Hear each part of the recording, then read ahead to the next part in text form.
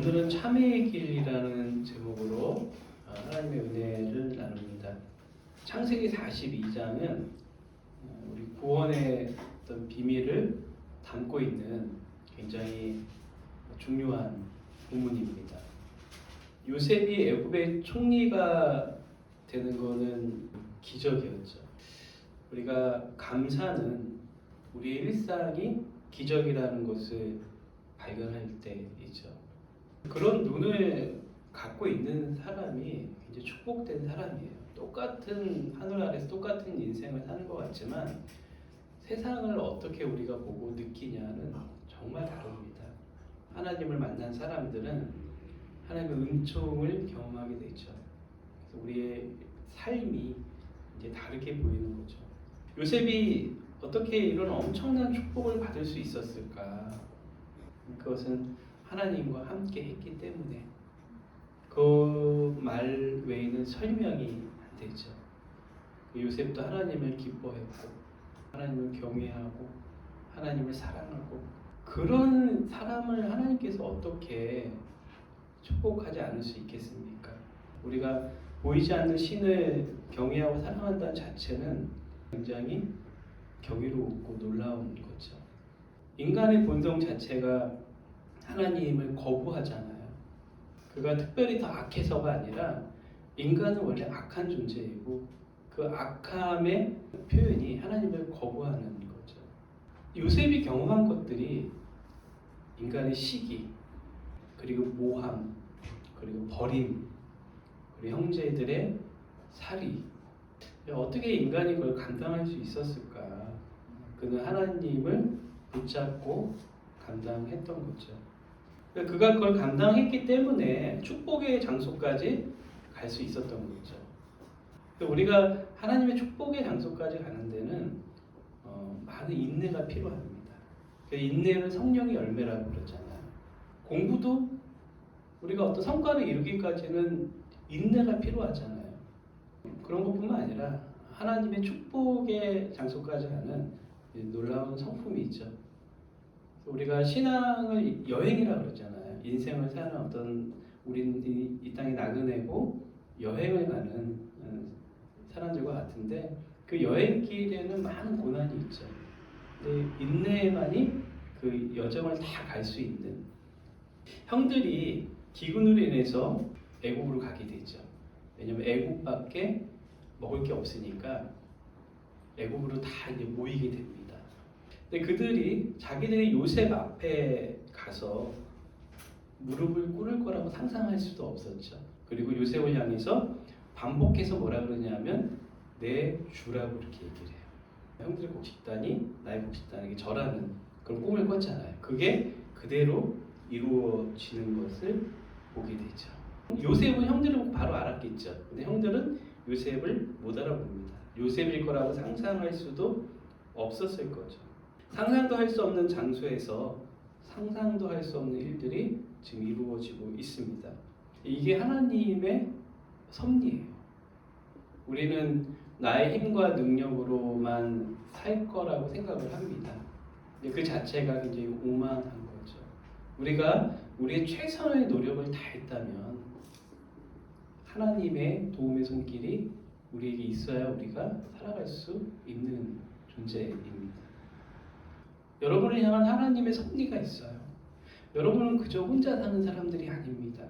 그래서 우리가 믿는 자들은 때로는 고난이 오고 아픔이 오고 힘든 일이 올 때도 그 하나님의 섭리를 바라봐야 됩니다. 하나님이 우리에게 그 하나님의 선한 길로 인도하시기 위한 하나님의 그 섭리가 반드시 있다는 거예요. 참회의 시간을 주고 있어요.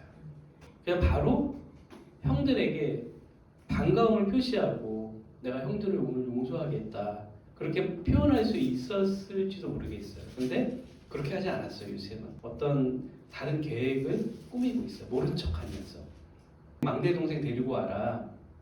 너희 형제가 어떻게 되냐? 그때 형들이 얼버무리죠. 우리 열 형제가 있고요, 막내가 있고요. 하나는 모르겠어요. 없어졌어요. 이렇게 얘기하고 있죠. 얼마나 찔렸을까요? 자기들이 죽이려고 하고 팔아넘겼는데 그렇게 말 못하잖아요. 그러면서 자기들의 죄에 대해서 떠오르게 하는 거죠. 아마 형들의 모습을 보면 표현은 서로 하지 않았지만 죄책감이 있지 않았을까. 아마 서로에게 요셉에게도 형들에게도 이게 숙제가 아니었을까. 우리가 인생을 살다 보면 숙제가 하나씩 생기죠. 그게 우리 인생인데 명확한 용서하기와 용서받음이 필요한 관계가 된 거죠. 우리가 용서라는 말을 할 때는 반드시 한쪽에 피해자가 있고 반드시 한쪽에 가해자가 있어야 합니다. 진정한 용서라는 것은 하나님의 구원을 경험한 사람이 온전히 할 수 있어요. 피해자인 내가 사실은 하나님의 용서가 필요한 자이거든요. 근데 그가 하나님의 용서를 경험할 때 그도 가해자를 용서할 수 있다는 거예요. 진정으로.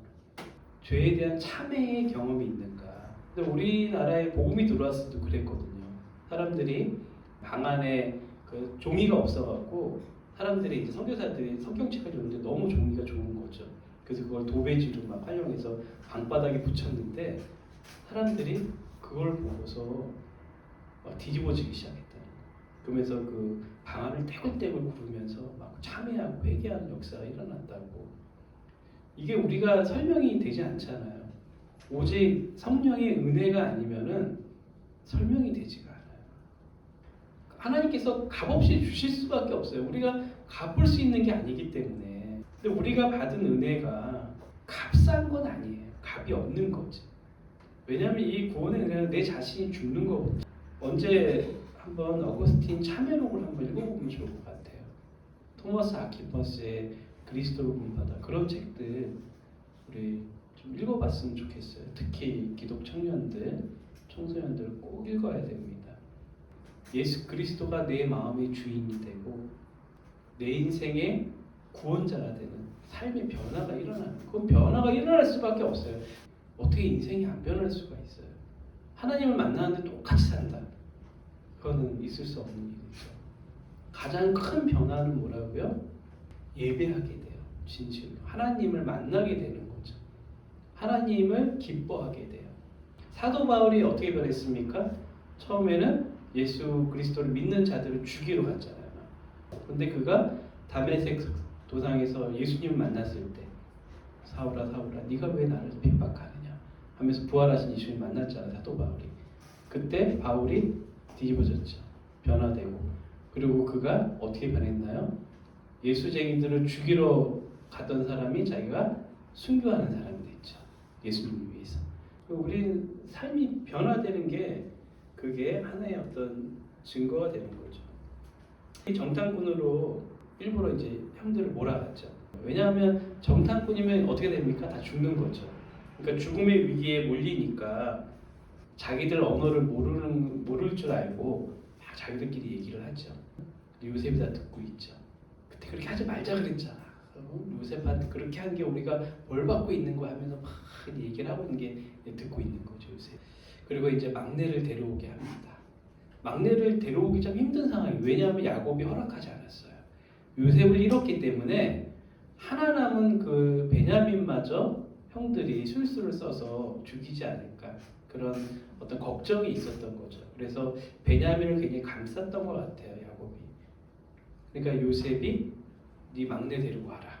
이제 한 명은 인질로 삼고 이제 데리고 오게 하는 그런 상황까지 몰고 갔죠. 그 굉장히 이제 혼란에 빠집니다.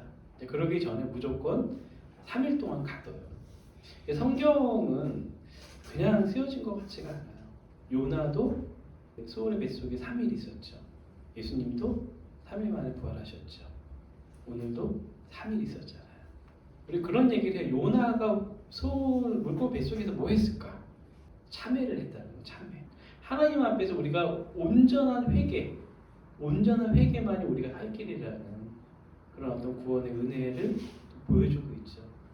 우리에게 오는 비난들에 대해서 어쩌면 우리도 자유할 수 있을 텐데, 우리가 교인이라는 거는 구원받은 자들이고, 구원받았다는 건 죄인됨에 대한 자각이 일어나고 참회했다는 건데, 주일날 보고 그냥 휙 가고 인사도 안 하고 그런 사람들이 넘쳐나고 있죠. 어려운 것 같습니다. 역설적이고. 우리는 자유한, 그래서 자유한 존재잖아요. 자유. 하나님은 그런 나를 용서해 주셨습니다. 우리의 깊은 밑바닥에 있는 죄의 실체들을 알고 계시고 우리 실체를 우리가 알기를 원하십니다. 그런 시간들, 참회의 시간들은 우리를 치유와 회복의 길로 가게 합니다. 참회의 길로 하나님은 인도하십니다. 그렇게 우리는 새 사람이 되는 것입니다. 오늘 요셉과 형들의 관계에서 우리는 그렇게 용서하기와 용서받기의 과정으로 가는 여정을 우리는 볼 수 있어요. 이 구원이라는 거는 건물을 짓는 것과 같다 그래요. 큰 건물을 지으려면 땅을 그만큼 깊게 파야 되잖아요. 넓고 깊게. 마찬가지로 우리가 땅의 그 깊이가 참회의 깊이라 그래요.